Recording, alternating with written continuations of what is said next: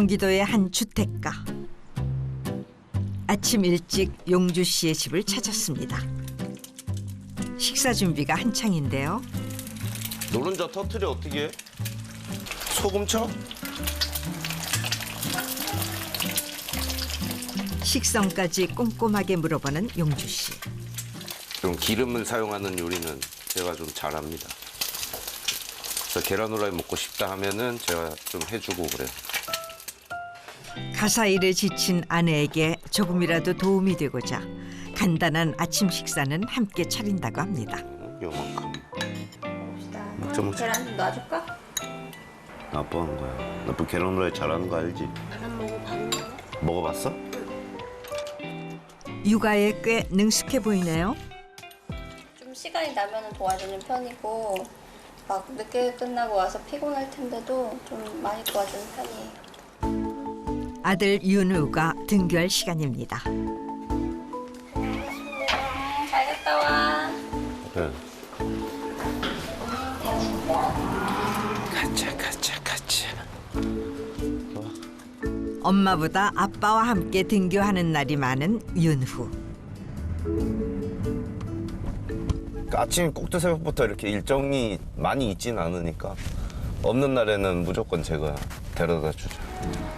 잘 놀고, 더우면 이따 이거 벗어라. 가, 건너. 뭔가 좀 기분이 좋죠. 아, 이런 맛에 애들 키우는구나 이런 거 느끼면서. 집으로 돌아온 용주 씨. 김밥집이네.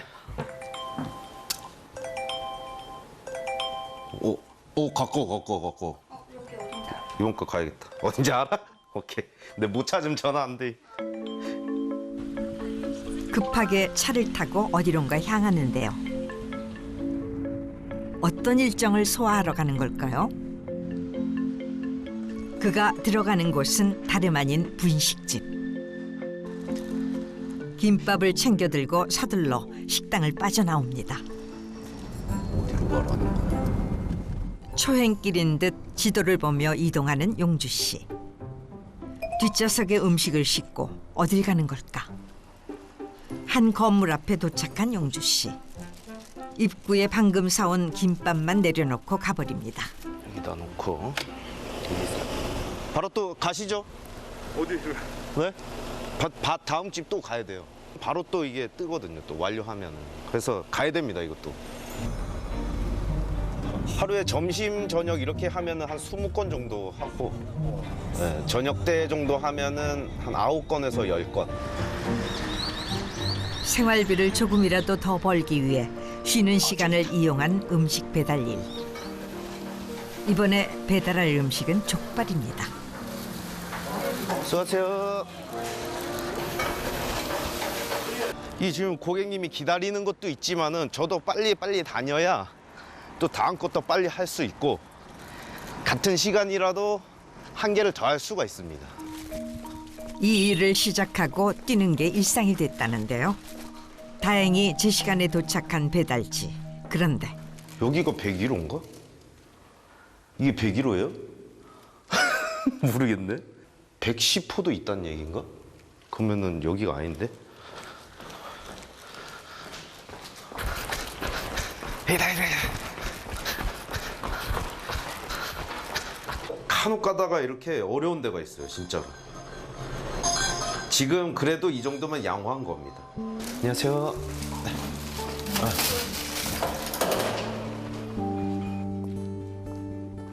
쉴 틈 없었던 점심 피크타임이 끝나고 잠시 벤치에 앉아 몸을 풀어봅니다. 거리를 뭐 계산해 보지는 않지만 보통 뭐 하나 배송할 때 배달할 때 한 5km, 6km씩 뛰니까 그러네. 한 10개만 해도 5, 60km는 나오겠네. 무대에서 길을 발산하기에도 모자랄 텐데 왜 길 위에서 시간을 보낼 수밖에 없는 걸까? 아니 처음에는 나는 가수를 하기 위해서 올라왔는데 이게 점점 이제 가수의 길과는 점점 멀어지게 되더라고요. 사랑하는 아내도 있고 사랑하는 아들도 있고 이 삶도 나쁘진 않다. 어쨌든 우리 가족은 내가 책임을 져야 되니까. 제가 그렇다고 뭐 가서 박봉에 내 가수 하겠다고 쫓아다닐 수는 없는 일이고. 그러면서 이제 좀 더 돈이 더 필요하겠다 싶어서 이제 택배 일을 시작하게 된 거죠. 가장 먼저 출근해 가장 늦게 퇴근했던 용주 씨. 일한 만큼 돈을 벌 수 있는 직업으로 택배만 한 게 없었기에 그에겐 다른 선택지가 없었습니다. 매일매일은 힘들죠, 사실. 매일매일은 힘든데 그 한 달에 그 이제 딱 월급 받는 날, 그날은 정말 기분 좋았던 것 같아요. 그때는 이제 뭐 아예 노래는 이제 그냥 뭐 제2의 꿈이었고 그때는 하게 되면 그냥 뭐 하는 거였고 굳이 내가 노래를 뭐 할 시간도 없었지만은 그런 생각을 할 겨를도 없었던 것 같아요. 어느새 하늘은 노을로 물들고 모두 퇴근해 가족과 저녁 식사를 할 시간. 그는 끼니도 거르고 다음 장소로 이동해야 합니다. 어김없이 길 위를 달리는 용주 씨. 그런데 안아준 사람 이제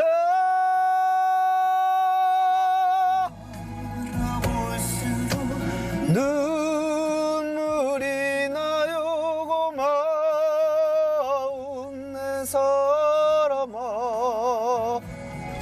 노래는 이렇게 차 타고 다닐 때 저는 노래를 크게 틀어놓고 연습을 해요. 뭐 연습이라 하기는 너무 거창하지만은 그렇게 노래를 계속 이제 흥얼거리면서 다니죠.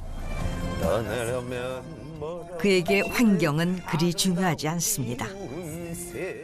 택배 기사였던 시절에도 차 안은 용주 씨만의 개인 연습실이었기 때문이죠. 지금은 왜 택배 일을 그만두고 음식 배달 일을 선택하게 된 걸까?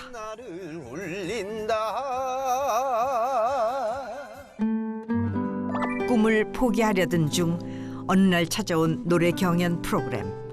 최종 우승을 거머쥔 이후 섭외 전화가 물밀듯 들어왔습니다. 그 3년 동안 이 코로나 기간이 있으면서 이 코로나가 끝나겠지 하고 아무 일도 안 하고 있었어요. 그 초기에는 이제 택배 일 하면서 뭐 이렇게 해서 벌어놨던 돈들을 한 뭐 몇 개월, 한 3, 4개월도 안 돼서 이제 이걸 다 이제 생활비로 쓰고 나니까 와 그때 막 이제 이거 뭐 어디서부터 어떻게 시작해야 되는지조차도 몰랐었고. 그래서 일단 닥치는 대로 하자 무슨 일이든. 그러면서 막 용역일 하면서 막 상하차 일 하면서 그러면서 버티고 있는데 진짜 그 하루하루가 참 뭐라고 해야 되지? 진짜 그 불구덩이 속에서 있는 기분이었거든. 무대 위 유쾌한 강의를 하던 모습은 온데간데 없이 이제는 일꾼이 다 되었다는 김쌤. 김쌤 아니십니까? 아이고, 안녕하십니까. 예, 잘 지내셨죠? 예. 예. 김쌤 역을 해가지고. 그래가 아직까지도 선생님으로 살고 있습니다. 근데 왜 여기 계십니까? 저는 그 친구가 뷔페 하는데 어. 오늘 알바하러 왔죠. 아유, 고맙습니다. 참 대단하십니다. 밑줄짝. 오랜 시간이 흘렀어도 여전히 김쌤을 기억하는 사람들이 많습니다. 그런 그가 어쩌다 여기서 일을 하게 된 걸까? 어느덧 식사가 끝나가고 뒷정리를 서두르는 김쌤. 근데 손님 다 갔는가? 갔어.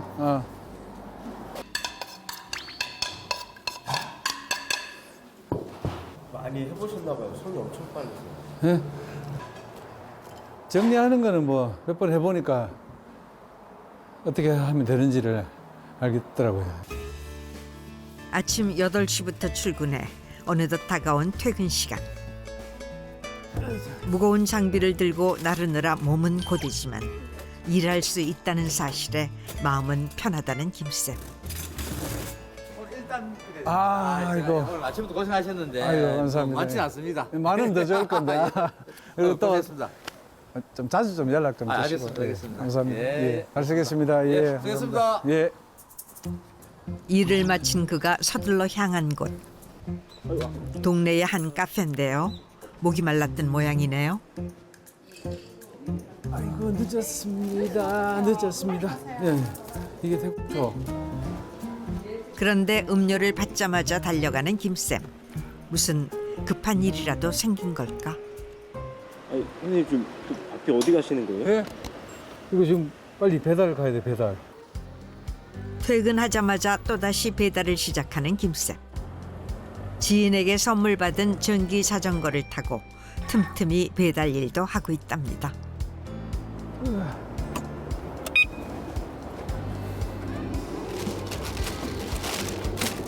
아이고, 많이 잘했어요. 예, 안녕하세요. 선생님 이렇게 배달도 하시는 거예요? 예, 커피 배달. 아니, 일을 많이 하시네요, 이것저것. 아니, 뭐든지 제가 할 수 있는 일이 또 주어진다면 해야죠. 방송을 떠난 후 어지간한 일은 다 해봤답니다. 그런데 그때 갑자기 멈춰서는데요. 아니, 배터리가 지금 거의 뭐 방전 직전이에요. 근데 분명히 아까 한 70% 정도 배터리 있었거든요. 날씨가 추울 때마다 종종 방전된다고 합니다. 급하게 근처 수리점을 찾았습니다. 사장님. 빨리 수리를 해야 할 텐데 마음이 급해집니다. 아, 이거 그 배터리가 아까 3칸이었는데 뭐 얼마 타지도 않는데 한 칸으로 바로 떨어졌어. 그래가 도저히 불안해가 배달을 하다가 안 되겠어. 그래가 여기 지금 갖고 왔거든. 키 꽂아놓으면 됩니까? 예, 알겠습니다. 고장난 전기 자전거를 맡기고 뛰기 시작한 김쌤. 따뜻한 음료가 식기 전에 서둘러야 합니다. 혹시 여의 김쌤 아니십니까? 맞습니다. 아, 예. 방송도 하시고 커피 배달까지 하십니까? 아, 뭐 또 다른 일이 있으면 또 그것도 하고 싶습니다. 아, 예, 열심히 하셔서 멋지셨습니다. 고맙습니다. 감사합니다. 예, 예. 출장 뷔페부터 커피 배달까지 이토록 쉬지 않고 일하는 이유가 뭘까? 시간이 지나면서 점점 나를 불러주는 방송 프로그램이 줄어들고 라이브 카페도 했었고 인터넷 쇼핑몰도 했었고 그다음에 중국에서 뭐 싸게 물건을 수입해서 판매하는 그런 것도 했었고 그다음에 칼국수집도 했었고 이 10개 손가락으로 부족할 정도로 많이 했는데 결과적으로 잘 된 건 하나도 없죠. 그러니까 뭐 어떻게 돈 이렇게 쌓아놓고 사는 사람이 아닌 이상은 경제적으로 뭐 여유가 있을 수가 없죠. 2010년 초반 무대를 떠난 후 경제적으로 힘들어진 상황. 무엇이든지 해야만 했습니다. 배달 다 했습니다. 아, 이거 또 설거지 할 게 또 있네. 이것도 해주려고? 어? 밀어넣으면 안 되지, 설거지를. 감사합니다. 네. 잠시도 쉬는 법이 없는 김쌤. 카페 사장님을 대신해 이번엔 설거지까지 나섭니다.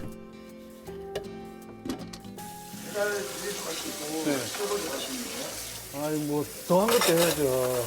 여기가 우리 딸이 하는 가게거든요. 네, 우리 딸입니다. 근데 일을 그렇게 많이 시키세요? 시킨 건 없고, 제가 하는 건 제가. 네. 아예 아빠인데 그러면 안 해주고 싶겠습니까? 뭐, 정식 오픈 아니고 가오픈 상태라서 좀 적응이 안 되고 하니까 이것저것 도와줄 게 많습니다. 아주 든든한 아빠도 이런 아빠 세상에 없습니다. 얼마 전 카페를 열어 시범 운영을 하고 있다는 김쌤의 큰딸. 넉넉지 않은 부모님의 사정을 알고 창업 비용을 전부 스스로 마련했다고 합니다. 그런 딸이 대견스럽고 미안해 매일같이 카페로 출근 도장을 찍고 있대요. 대학 다닐 때 용돈을 한 번도 준 적이 없습니다. 근데 신기하게도 우리 애들은 용돈을 달라 소리를 안 했어요. 일찍 철이 들어서 그런지 어려울 때는 어려움을 감당하게 살게 했으니 그 점이 참 미안하죠. 자, 이제 가야지. 마감 청소까지 마친 후 함께 집으로 향하는 부녀.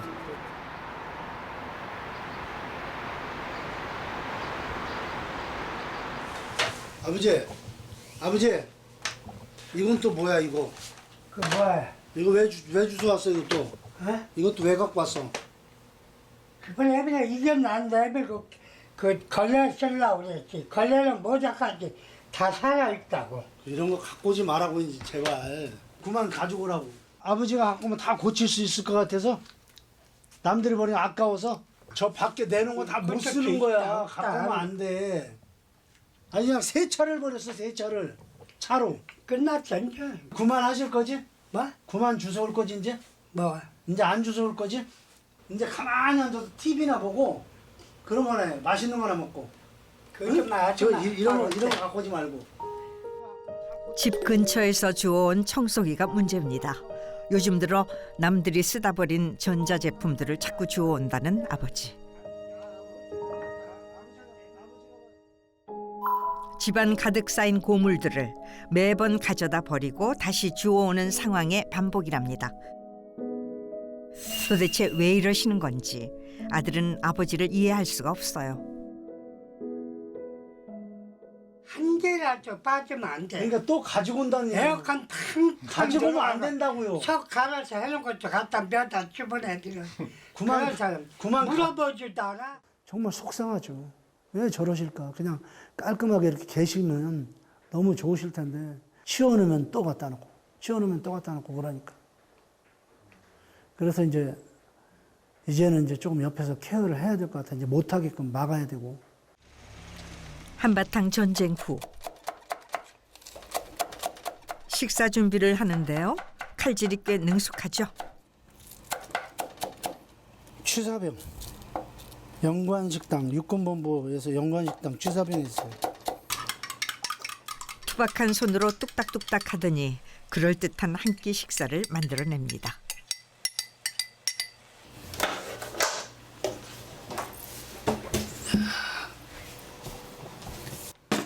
안 딱딱해? 네. 이번엔 푹 끓여 부드러운 떡국을 가위로 잘게 자르기 시작합니다.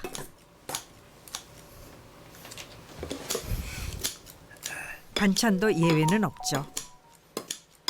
이게 이제 치아가 없으니까 이게 이제 먹기 편하라고. 그냥 수저로 떠드시기 편하라고. 젓가락질 하는 것도 좀 불편하고 하니까.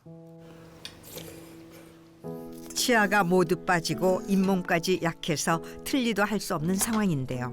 그런 아버지의 식사를 돕기 위해 생각해낸 방법입니다. 그때 건강하냐? 딱 저녁 먹게. 얼마 전부터 아버지를 모시고 살게 됐다는 양지호 씨. 어머니가 지금 돌아가신 지가 지금 한 5년 정도 됐죠. 119에 실려서 병원 가셨는데 이제 병원에 도착을 하니까 그렇게 약간 이제 응급처치실인가? 거기 이제 문이 약간 좀 열려 있는데 이렇게 어머니 팔이 이렇게 툭 떨어지더라고 침대에서. 그래서 이제 어려우신가 보다 이렇게 생각을 했는데 의사 선생님이 나오면서 운명하셨다고 그러는데 진짜 하늘이 다 무너지는 줄 알았습니다 그때.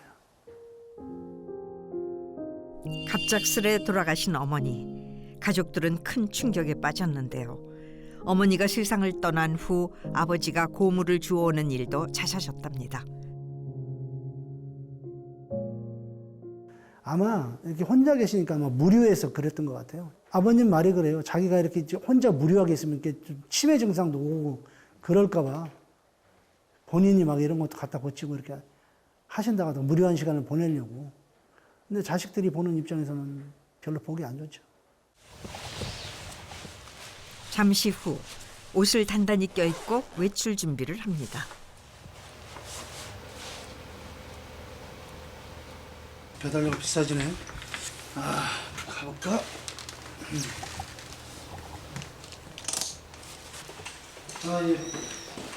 이제 콜이 들어왔네. 근데 이게 몇 킬로야? 4킬로가 넘네. 자, 갑니다. 배우이자 가수인 양지호 씨의 또 다른 직업은 배달 라이더. 스케줄이 없는 날엔 도로 위를 달립니다.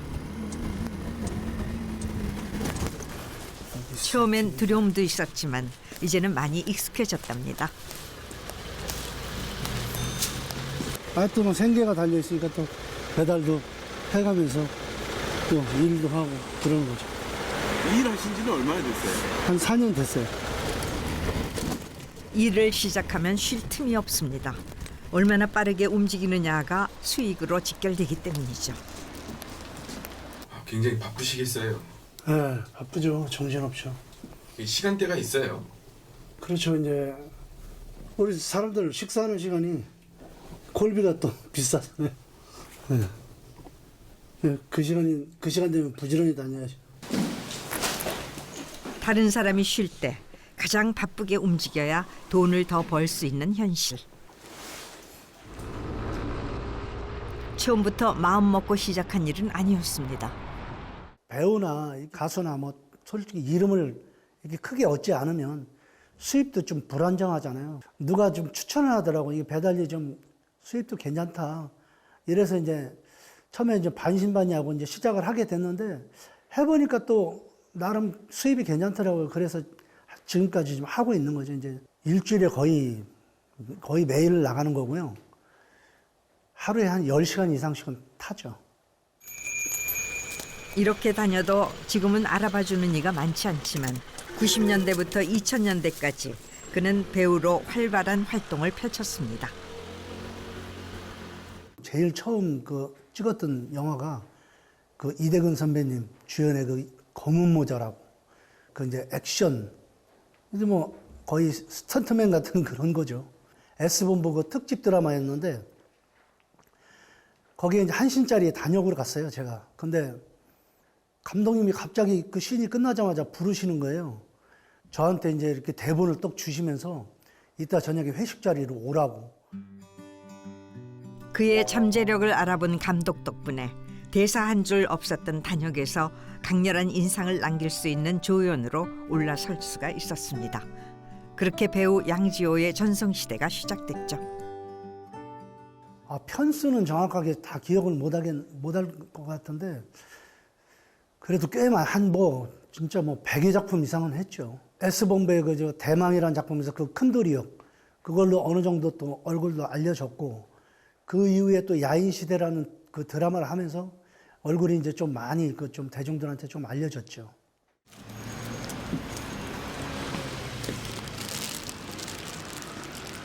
일을 시작한 지 8시간 만에 드디어 쉬는 시간.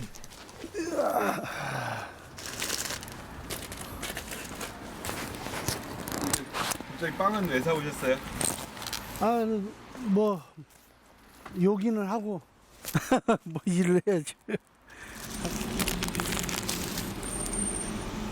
그좀 시간을 빨리빨리 쪼개서 써야 되니까. 이렇게 대충 끼니를 때우면서도 휴대전화 화면에서 눈을 떼질 못합니다. 단가가 얼마나 오냐는 봐야 되니까 빨리빨리 먹고 움직여야 되니까. 한숨 돌리는 사이 누군가에게 전화를 겁니다.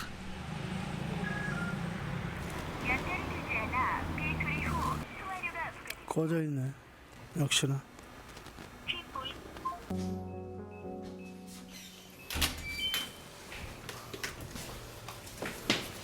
주무시나? 주무시네.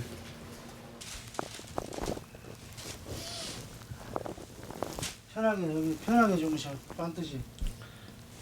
전화기 왜 꺼놨어? 전화기. 핸드폰.